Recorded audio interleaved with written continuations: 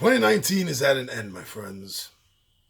And one hell of a year this has been for me. That's undeniable. After a 20-year search, I found my biological family. Well, I found half of my biological family. Found my maternal side. This is old news to all of you that have been following this. I couldn't ask for a better way to end the year off. I get to spend time with my siblings.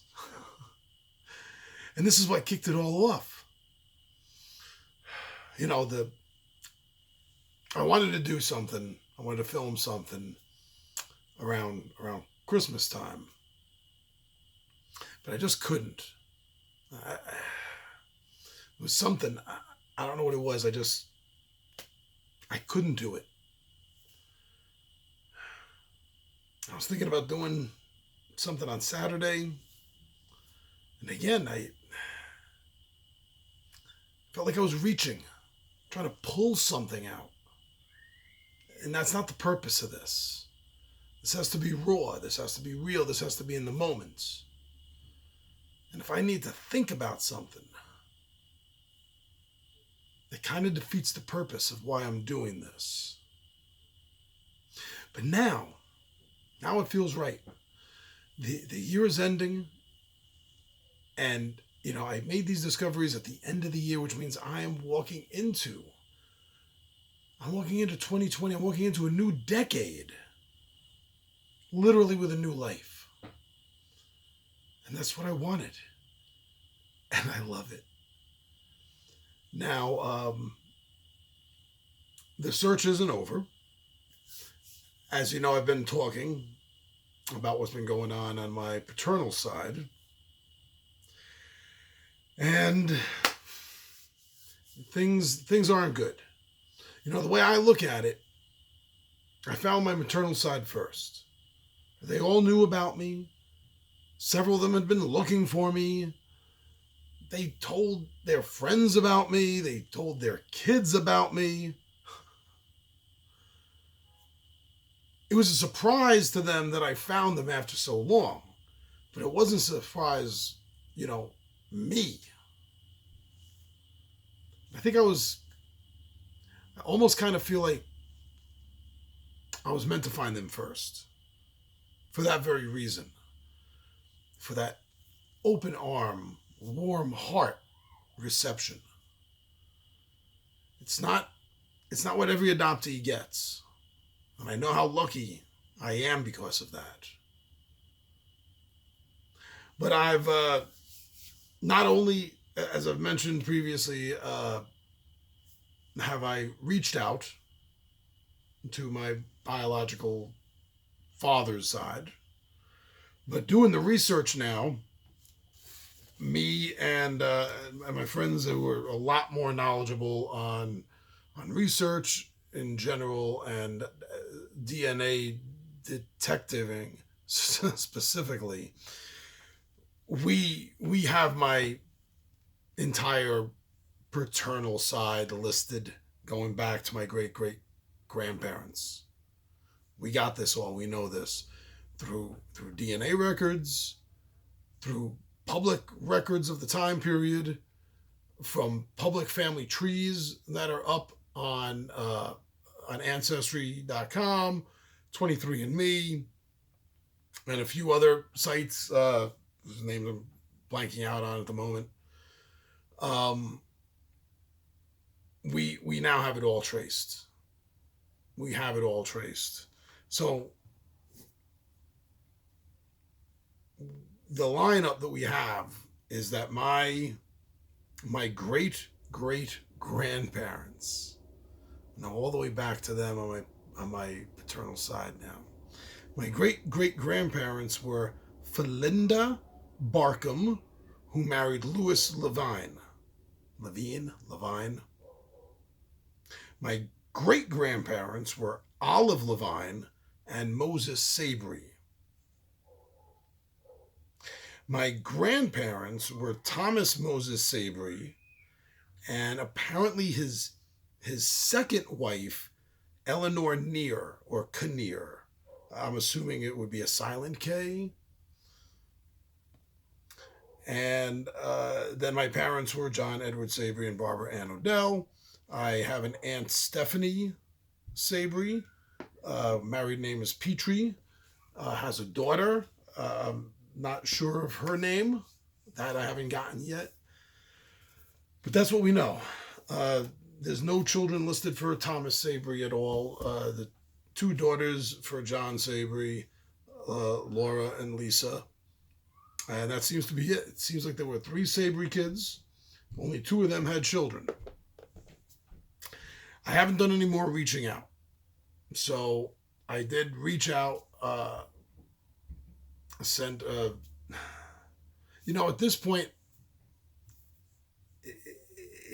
it gets to this whole, do I have to go through this whole mystery thing and faking the solving and, way to introduce myself? Maybe I should have been a little more tactful at this point, but I just told her what I knew at the time, which wasn't quite the entire list yet, but I told her what I knew at the time. And I was waiting to see, on Facebook, a little icon drops down and somebody reads the message. And I was waiting for that to drop down for a few days, and it didn't. And then I finally went back to go look at it, and I was blocked from her page. So I sent the current updated notes of who I am, the evidence I have, what I found, where I found it through, what I know of my lineage so far. So I sent that to through Facebook. I just sent it to John Sabry and Thomas Sabry. What the fuck? Really, at this point.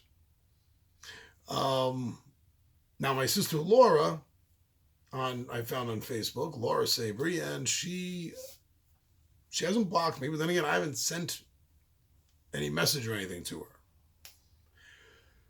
But, I would think that, if Lisa blocked me, my first initial thought is, reversing the roles here. And I had gotten that message. I would immediately tell my siblings. I would tell them first, before I even went to mom and dad. I would tell my siblings first. I'd be like, yo, this guy contacted me. He says blah, blah, blah. It's got some names, but it's easy to research online. He's probably up to something. He's probably a con man. He's grifting, blah, blah, blah. I would give my siblings a heads up. And if one of my siblings gave me that information, I would block this person too. But that didn't happen. And I also noticed that didn't happen with John and Thomas. You figure she would tell her dad and or her uncle, again, like I just said, hey, this guy's saying he's blah, blah. And he knows blue, blue, and blah, blah, and all this yakety yak stuff. And then they would block me. No. Figure that being told that they may look at the messages I sent them, and again, we see the little come right down. No, nothing. So that's really weird. But I did notice something. So check this out. Let me know what you think of this thought. So on Lisa's page, right up at the top, it says something like 90% of everything on my page my old man does. Something like that. Signifying that her old man, and I take that to mean her husband. My wife pointed out that could mean her father, but I think she's talking about her husband. What if this happened? What if he saw the message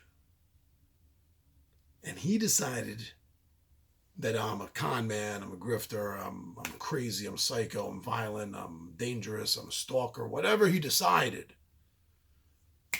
That's what he thought, which led him to want to protect his wife and delete my message and then block me.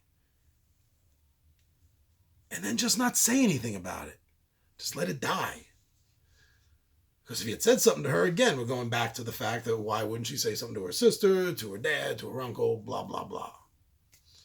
But if he did this to protect her, which, if that's the reason, how can you fault him for doing that? I can't say I would do any different in his shoes. But if that's the reason he did it, then she still doesn't know. But here's something else. So if we're correct that it's John and not Thomas who was my father, this raises another problem. Potentially. His daughter, his older daughter, Lisa, is 11 months younger than me. Which on a side note is kind of funny. On my mother's side of the family, I'm the baby. And on my father's side of the family, I'm the eldest. Weird. But if she's only 11 months younger than me, did something bad happen? Did someone make a mistake? Did someone maybe... See, now it's one thing to take the further step and say that the man cheated on his wife. I'm willing to take that back, though. What if he cheated on a fiance, kind of like a last fling kind of thing, right? Give the man the benefit of the doubt. I would want it. So let's say a bad decision was made. No premeditation here, just a bad, in-the-moment decision. Maybe some alcohol was involved. And a gentleman decided that he wanted one last fling. I'm not saying that happened. I'm not accusing him of anything. Don't take it that way. This is all just guesswork because I don't have the information. I'm being forced to grasp at straws here. But that's what I'm thinking. If she's only 11 months, I mean, we're practically Irish twins. We are. 11 months, we are. We're Irish twins. I could be completely wrong. And if I am, I apologize. I apologize so much. For any besmirchment, or I do. I totally apologize if I'm off base on this. And again, it's just a thought. It's just a theory. I don't even have enough facts to call it an opinion. It's just a theory. That's all. But getting to that, if that's the case, if that theory of mine is right, then I don't know if John knows about me. No. And if the stories from the family are true, that mother was in transition from between dating one and then the other, or again, a mistake was made, lack in judgment, or whatever. Maybe the only one other than my mother that might know about this, and this being me, might be Thomas. Might be Thomas, I'm thinking. If Thomas doesn't know about me, then none of the Sabrys do. But if Thomas does know about me, and he ends up seeing that message, I wonder if, if that's the case and he knew that Barbara Odell was pregnant with me. And he knew it was his brother's kid. And he was protecting his brother, keeping his mouth shut, not saying anything. He knew about me. And I wonder if at any point, obviously more towards 50 and 40 years ago than now, I wonder if he ever contemplated the scenario of me appearing back in their life. No, but I do. I wonder, because I think that says a lot about an individual. How much forethought you put into possibilities that may arise because of your actions, or in this case, protecting the actions of a brother. If my theory is correct. just forget about it, sweep it under the table and the rug, and never think about it again, to the point where it just completely leaves your mind, until one day 50 years later you check your Facebook and you see that, or your niece contacts you and says, "Yo, Uncle Tom, check this out. I got this message from this guy." Then all of a sudden, bam, like a bubble being popped. See, that's the thing. It's like this teeter-totter. My goal is not to be disruptive. But at the same time, my goal is to be heard. So, like, trying to bring those two wants together isn't easy. Because in order to be heard, I'm going to be disruptive. But ultimately, if they want nothing to do with me, that sucks. But it'll have to be fine. I mean, really, what else can I do? I mean, my sisters live way out of state. Uncle Tom lives out of state. John lives all the way up north, practically at the border, New York and Canada almost. That's not an easy trip to get to. I'm not saying it's impossible or that distance should make it unnegotiable, but realistically, it's not easy. So it's like no chance that I'm just going to walk in on them or anything. I want them to know who I am. I want them to know that I know who they are. And if any of them want to take a chance to get to know me, I would love a chance to get to know them. You know, see where similarity circles meet. You know, see what looks similar, what looks familiar. That's really all I want. There's a chance for that. It'll suck if I don't get it, but at least really all I want is the chance. Getting it, on top of having the chance to get it, is the big bonus, you know. But, you know, and I want them to know that I'm a good guy that was raised by good people. I want them to know. It took me so long to find them because I wasn't even raised by my biological mother.